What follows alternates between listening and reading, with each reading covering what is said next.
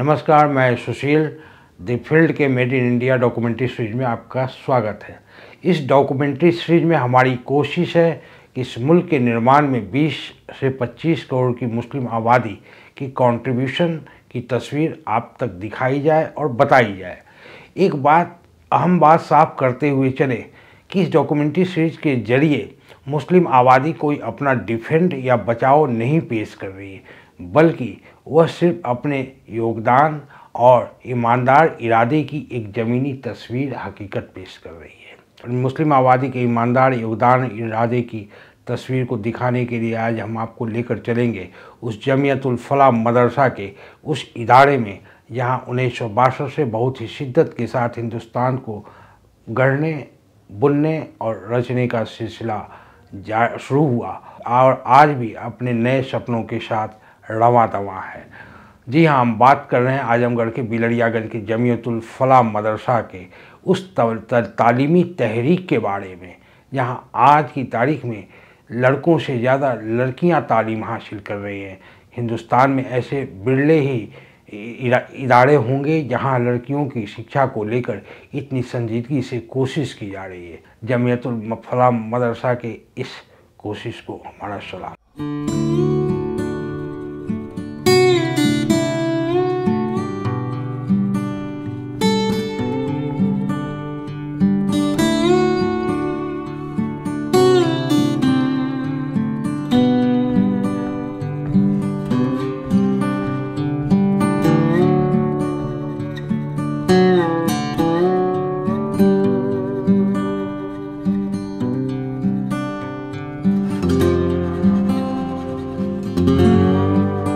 जमीयतुल फलाह जो है इसका क़याम हुआ है 1962 में। 8 एकड़ में ये है, 10-12 एकड़ में हमारा वो जो है गर्ल्स कॉलेज है, छात्राओं का जो कैंपस है वो है। गर्ल्स हैं, उनकी शिक्षा भी बहुत ज़रूरी है और वो हमारे समाज का अहम हिस्सा है। तो जमीयतुल फलाह ने बिल्कुल शुरू ही से उनके लिए इंतज़ाम किया और उनका पूरा कैंपस है।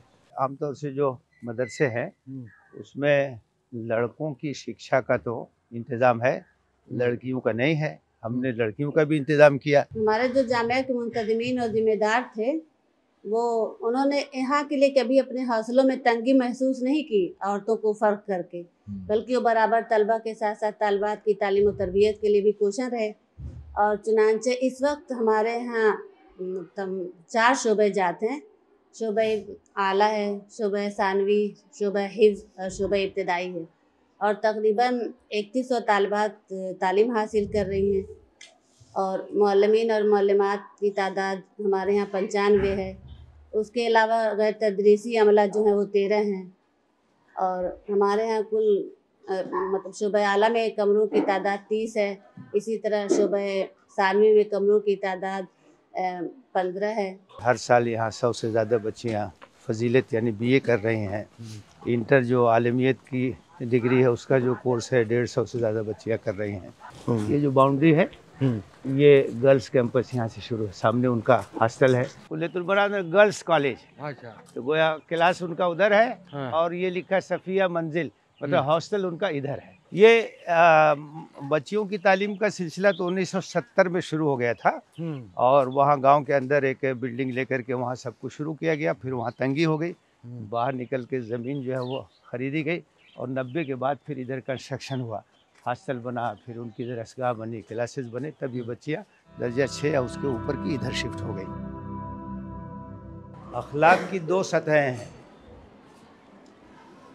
एक सतह है जवाबी अखलाक। इस्लाम जिस अखलाक की बात करता है वो क्या है? वो है बरतर अखलाक।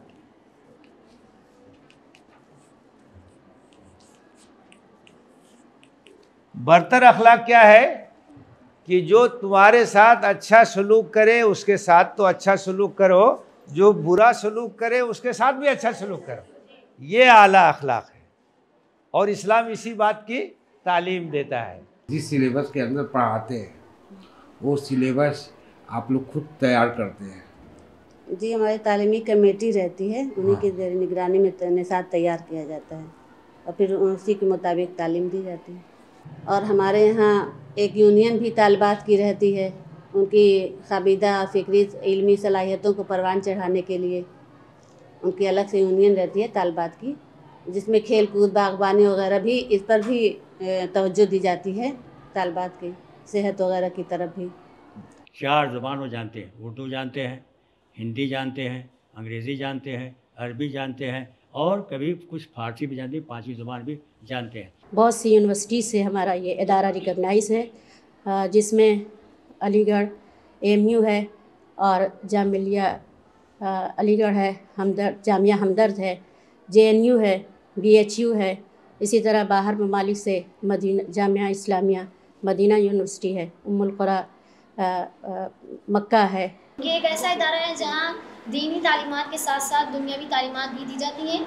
यहाँ से फ़ारिग होकर के यहाँ जब कंप्लीट कर लेते हैं हम अपनी स्टडी, तो हम आगे हर मैदान में जा सकते हैं, चाहे वो डॉक्टर हो, चाहे इंजीनियर हो। मेरे वालिदैन की ख्वाहिश थी कि मैं BUMS करूँ, प्रीतिप का टेस्ट दूँ और फिर BUMS करूँ और डॉक्टर बनूँ। फिर यहाँ पर वक्तन फ़वक्तन जो है प्रोफेसर, इसी तरह बहुत से दूसरी जगहों से आए हुए सर वगैरह के लेक्चर भी रखे जाते हैं। लोग समझते हैं इस्लाम दहशतगर्दी का मज़हब है, इस्लाम तलवारों के ज़रिए से फैला है, मारने काटने का नाम है, जिस जगह जिस इंसान को चाहो मार दो, ज़बह कर दो, कत्ल कर दो, बम फोड़ दो, ये इस्लाम है। जबकि इसके मुताल्लिक़ गलत फहमियों के इज़ाले के लिए आपके सामने कुछ चीज़ें इसमें आ रही हैं। सूरत नंबर 2 आयत नंबर 21 में अल्लाह रब्बुल आलमीन ने इरशाद फरमाया, या अय्युहन्नासु उअ्बुदू रब्बकुमुल्लज़ी खलक़कुम वल्लज़ीना मिन क़ब्लिकुम लअल्लकुम तत्तक़ून। ऐ लोगों, तुम अपने उस रब की इबादत करो जिसने तुमको और तुमसे पहले के लोगों को पैदा किया, यही तुम्हारा बचाव है। मतलब मेरा आपसे एक सवाल था ये कि अगर हम किसी के साथ हुस्न सलूक करते हैं उसके बदसलूकी के जवाब में जी, तो अगर सामने वाला हमारे अखलाक से मुतासिर ना होने के बजाय अगर वो हमारे खामोशी को हमारी कमज़ोरी समझे तो उस वक्त हमें क्या करना चाहिए? हमको हर सूरत में अच्छा सलूक करना चाहिए। हम तो अल्लाह की रज़ा के लिए ऐसा कर रहे हैं, क्योंकि अल्लाह का हुक्म है, अल्लाह के रसूल का हुक्म है, इसलिए हम ऐसा करते हैं। वो मुतासिर हो ना हो वो ये बात की चीज़ है। असल तो हम इसलिए करते हैं कि हमारे रब का ये हुक्म है, हमारे रसूल का ये उसवा है। असर होगा कभी न कभी, आज नहीं होगा कल होगा, तो हमें मायूस होने की ज़रूरत नहीं है। तो इस तरीके से यहाँ पर एक फ़िज़ा और ये जहन बनाया जाता है, तो इस जहन में ही वो बच्चे नशोनुमा पाते हैं, इसलिए उनके अंदर कोई भेदभाव, छूत-छात और इस तरह की कोई चीज़ नहीं पाई जाती है।